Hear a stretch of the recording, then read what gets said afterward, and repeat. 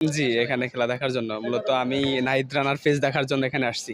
আর আমি আরেকটা জিনিসের ছিলাম যে যেটা হচ্ছে অমিত হাসানের অভিষেকের জন্য। কারণ আমার ভাল লাগে যে নতুন প্লেয়ার যখন ১ম এ সুযোগ দেওয়া হবে ওদের খেলা দেখার জন্য আমি উৎসাহিত থাকি যে আমার ভালো লাগে। এজন্য অমিত হাসানের খেলা কিন্তু আমি ওকে মিস করব।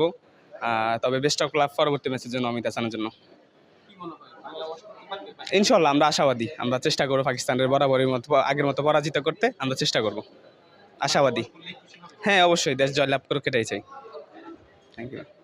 পাকিস্তানের এগেনস্টে আমরা সবসময় প্রতিশোধের মোকাবেলা করবো ইনশাল্লাহ। সবসময় আমরা এই প্রতিশোধটাই আমরা নিব।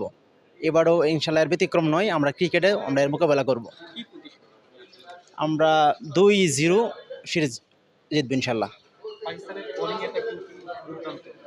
কালকে অধিনায়কের কথা বলছি এবং বাংলাদেশের যারা আছে বোলিং অ্যাটাক করছে বিশেষ করে পেসার তাদের কিন্তু দুর্দান্ত। এই অ্যাটাকগুলো কেমন দেখছেন?